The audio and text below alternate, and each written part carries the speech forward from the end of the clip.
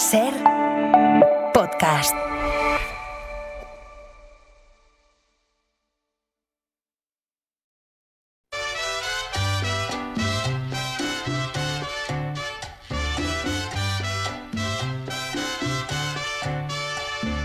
Nunca podré morir, mi corazón no lo tengo aquí. Allá me está esperando, me está guardando que vuelva allí. Cuando salí de Cuba, dejé mi vida, dejé mi amor. Cuando salí de Cuba, dejé enterrado mi corazón. Carlos León Amores, buenas tardes. ¿Qué tal? ¿Cómo estás, Iñaki? ¿Cuántas veces has salido tú de Cuba? Unas cuantas. Unas cuantas. He entrado, he salido, he vuelto al Caribe. Sí, Acabas de volver del Caribe precisamente ahora también, ¿no? ¿De dónde venías? Prácticamente voy una semana cada mes. Que sepas que están vigilándote todo lo que digas por si acaso Quan Su, que es artista, y Matías Vallés. Hemos traído a Carlos León porque acaba de publicar un libro precioso que se llama Hundidos, 4 siglos de historia entre España... 4 siglos de historia de España, 1492-1898, que fue cuando se perdió Cuba precisamente. ¿Tú has elegido ese periodo para este libro sobre arqueología submarina exactamente? ¿Por qué? Bueno, la idea que como arqueólogo submarino siempre me ha interesado los barcos españoles hundidos en América en general, y la verdad es que la presencia española en América empieza con un naufragio que es el de la nao Santa María, que se hunde en las costas de lo que hoy es Haití, y termina con otro naufragio que es el de la flota de Cervera. Entonces he buscado para este libro 16 relatos, que son 16 tragedias navales que engloban más o menos como unos 75 barcos hundidos y que van pasando por todos los periodos históricos y al final pues nos van contando un poco la historia de España, de los fracasos, no de las grandes batallas ganadas y tal, sino de esos barcos que además de hacer historia hicieron arqueología porque se hundieron. Claro, es que estamos viendo que se está secando el Rin, el Danubio, están apareciendo todo tipo de cosas, el Tíber, están apareciendo todo tipo de restos históricos y arqueológicos, y Carlos León hace lo contrario. O sea, si Mahoma no va a la montaña va a Mahoma. Entonces él se sumerge y, como buen arqueólogo submarino, tal como dice él, que es doctor en arqueología, no crean que es una afición así que cogió un domingo por la tarde, pues se dedica a eso, a encontrar restos. Si tú tuvieras que decirme el momento más emocionante de todas las historias que tú has vivido buceando y viendo con tus propios ojos todos esos pecios, ¿cuál sería? Bueno, nosotros hemos trabajado mucho y la verdad que a mí me ha impactado siempre el trabajo que hicimos en la República Dominicana, en las costas de Miches, en un barco que transportaba mercurio, y en el que, además de la parte arqueológica, de encontrar ahí muchos restos en muy buenas condiciones del barco hundido, de un navío del siglo XVIII, además es que paralelamente encontramos un montón de documentos en el Archivo de Indias de los supervivientes de ese barco. Entonces, esa forma de conectar la historia con la arqueología me parece casi más importante que haber encontrado. También hemos localizado, claro, desde joyas hasta monedas, restos de cerámicas, etcétera, muchas cosas que nos conforman un poco la cultura material de ese barco, de ese momento, ¿no? Pero me interesa mucho esa combinación entre la historia y la arqueología. Es que la arqueología submarina tiene una dimensión romántica que es comparable a la propia navegación de aquellos años, ¿no? Hoy. Y entonces, pero lo que te voy a preguntar, también hay un aspecto económico. Hay gente que evidentemente quiere rescatar estos peces con objeto de rentabilizarlos. ¿Es un buen momento para los cazatesoros? ¿Suponen un enemigo para vosotros? Bueno, siempre han sido un enemigo. El problema es que en muchos países han tenido mucha permisividad. Entonces, en el Caribe y en el entorno, por ejemplo, también de las costas de Florida, etcétera, pues han proliferado mucho los piratas modernos. Ya lo hicieron en su época, porque la piratería existe desde que empezaron a hundirse barcos españoles, casi todos, cargados con grandes cargamentos de oro y de plata que venían de vuelta para España, y la piratería de la época, del siglo XVII, pues surgió ya ahí al hilo de esos naufragios. pero lo que nos preocupa son esos buscadores de tesoros modernos, actuales, que desde que se generalizó un poco el buceo con escafandra autónoma, que nos facilita mucho llegar al fondo submarino, pues no han parado de destrozar barcos hundidos, sin tener en cuenta que son yacimientos arqueológicos y que en la arqueología el contexto es fundamental para entender cómo fue el suceso, qué personas estaban allí, cómo estaban colocadas, etcétera, cuál era la cultura material, qué es a dónde iban, cómo era la vida a bordo, etcétera. Todo esto nos lo cuenta si hay un contexto. Si lo destrozan, pues al final lo único que tenemos son objetos colocados en un museo y poco más. Los oyentes de La Ventana recordarán que en 2007, lo digo por esto de los piratas que andan cazando tesoros, en 2007 decía la empresa estadounidense Odyssey Marine. Recordarán que encontró una fragata española, Nuestra Señora de las Mercedes, que había sido hundida en 1804, y entonces la compañía extrajo de forma ilegal y cerca de 500.000 monedas de oro y de plata, en fin, la llevó a Estados Unidos. Hubo un litigio bastante largo que duró creo que hasta 2012. Total, que a raíz de esto creo que el gobierno español decide investigar y hacer una especie de inventario de qué es todo lo que hay sumergido en el que tú has estado trabajando, ¿no? Sí, también surge, claro, en ese momento, la verdad que todo lo de Odyssey y la fragata Mercedes en aquel momento pues, fue un auténtico desastre, pero provocó el que los gobiernos se hicieran la pregunta, bueno, ¿cuántos barcos más como este tenemos hundidos por todas las aguas, ¿no? Entonces yo empecé y propuse un inventario de barcos hundidos españoles en América, que es el territorio que yo más conozco, y comencé a trabajar para el Ministerio de Cultura, y la verdad es que el trabajo, que hemos estado casi 5 años ininterrumpido, ¿no?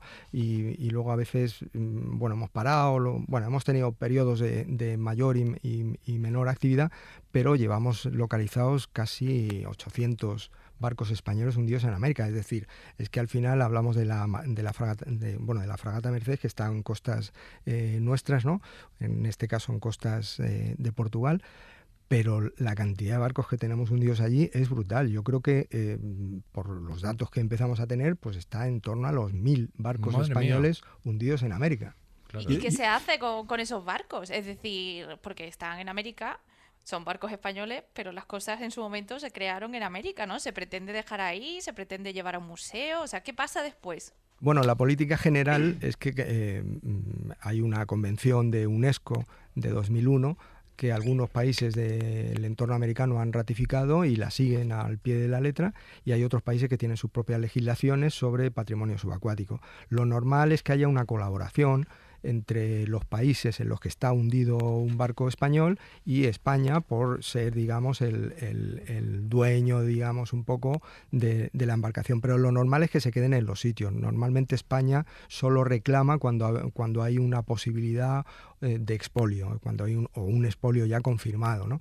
Pero normalmente son yacimientos arqueológicos que están en territorio, en aguas americanas, y normalmente pues los países, a veces con colaboración española, pues son capaces de sacar hacer una buena excavación, una buena intervención y sacar las cosas y ponerlas en sus museos, ¿no? Porque estos 800 barcos de los que hablas, o 1 millar de barcos, por generalizar, ¿cumplen con este mito de que están cargados de lingotes de plata y oro? No. Esto es el One Piece. Se estaba poniendo ya el neopreno, estaba yo pensando, Matías. sí. No. La mayoría la mayoría están en muy poca profundidad, porque los barcos se hunden cuando chocan con la costa, no se hunden en medio del mar.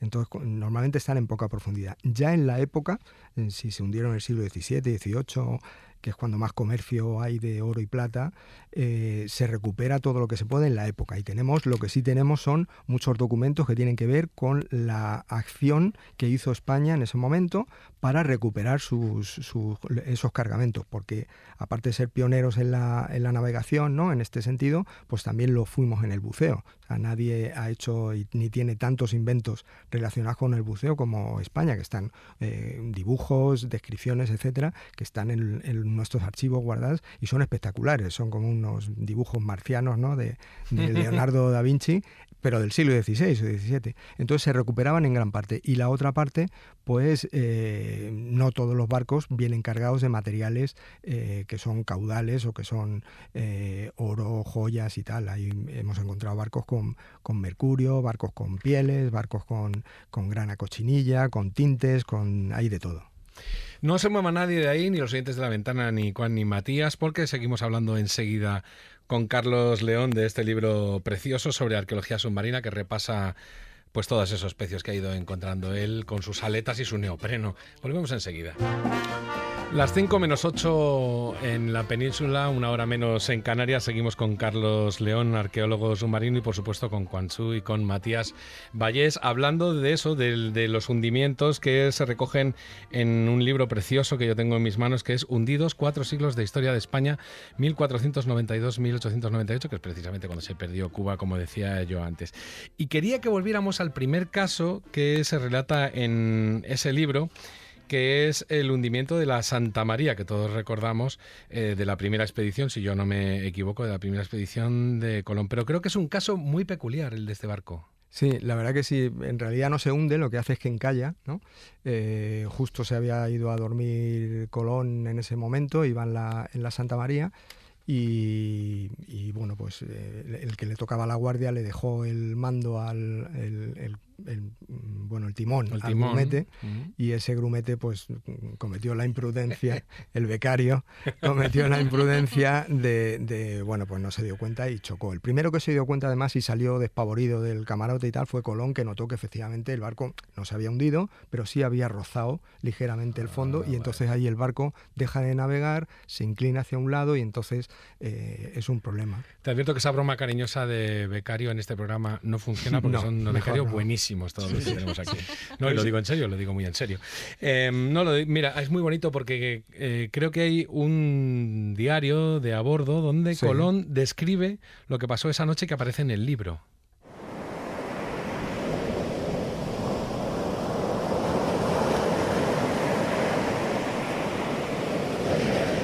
Quiso nuestro Señor que a las 12 horas de la noche, como habían visto acostar y reposar al almirante y veían que era calma muerta y la mar como una escudilla, todos se acostaron a dormir, y quedó el gobernalle en la mano de aquel muchacho, y las aguas que corrían llevaron la nao sobre uno de aquellos bancos, los cuales, puesto que fuese de noche, sonaban que de una grande legua se oyeran y vieran. El mozo, que sintió el gobernalle y oyó el sonido de la mar, dio voces, a las cuales salió el almirante, y fue tan presto que aún ninguno había sentido que estuviesen encallados. Es impresionante lo de leer al propio Colón contando cómo fue su aventura allí. ¿Qué parte hay de estudiar antes de irse a hacer una expedición como esta? Bueno, claro, los textos no siempre cuentan la verdad. Es decir, a veces lo que nos ocurre también, o en algunos casos, los arqueólogos submarinos que han trabajado en barcos en los que hay documentación histórica, es que lo que se han encontrado resulta que no era verdad. ¿Por qué? Pues porque a veces también los que mandan el barco no quieren reconocer sus errores. Entonces a veces se cuentan versiones que no son exactamente esas. Sobre todo también eso ocurre mucho cuando hay combates. A veces los cañones no estaban preparados para disparar y entonces tú dices, no, inmediatamente nos pusimos a disparar al enemigo, y en mentira, los cañones estaban trincados o abatiportados porque llevábamos un cargamento enorme y no queríamos quitarle espacio a la carga para dársela a los cañones. O sea, esas cosas pasan y la arqueología a veces nos cuenta las cosas como son, porque la arqueología no miente.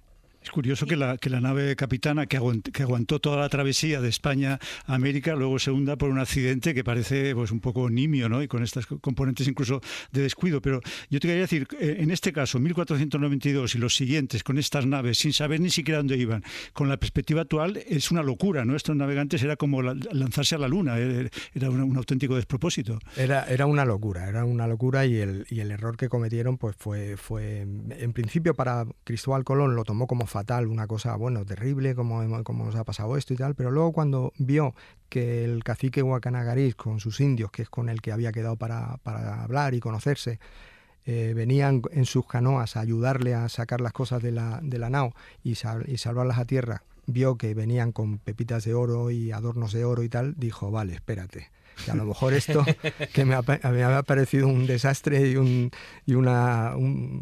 castigo divino, pues resulta que no. Resulta que es que, y en su diario lo dice, entonces me di cuenta que efectivamente Dios me había puesto ese desastre por delante para que me fijara en este sitio, porque si no lo hubiera pasado por delante, ¿no? Eso es verdad, eso fue así. Y luego la navegación, claro, la navegación al Atlántico, cruzar el Atlántico, ¿no? Que es finalmente lo que Colón hace. Pues es complicado, pero también es verdad que gracias a los vientos alisios bajando de las Canarias, pues se llegan con cierta facilidad. Es decir, en el fondo se convirtió los vientos alisios y la navegación de un lado para otro convirtió, digamos, en un paso del tiempo, ¿no? Es como un túnel del tiempo en el que tú puedes pasar y pasas desde el siglo XV a la prehistoria. Porque es que, claro, se conecta el siglo XV y todo el Renacimiento y toda nuestra historia europea, de repente, con unos taínos que están en una pequeña islita, o tanto en Cuba como en República Dominicana o en Bahamas, que están prácticamente en el Neolítico, casi con una agricultura muy primigenia, con lo cual se conectan ahí miles de años. Es como si viniera ahora unos tipos de dentro de 4.000 años a vernos, ¿no?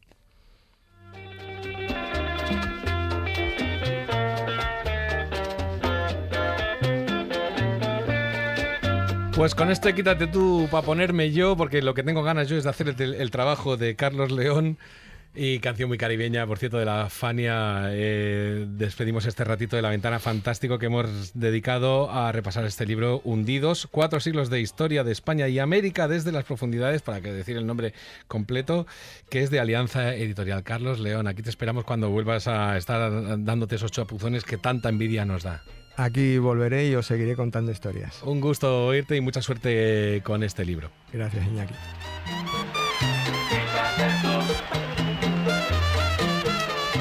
Juansu, Matías Vallés, muchísimas gracias por haber estado en este último chapuzón también. Sí, Hundidos es un título polisémico, Iñaki, tiene distintos significados. Sí, ya lo sé. Pero bueno. Vienen ya los servicios informativos, gracias a los dos por haber estado, gracias. Un abrazo. Un placer, un abrazo. Y en cuanto acabe el boletín vienen las rutas sonoras de Jacobo Rivero. Les esperamos enseguidísima.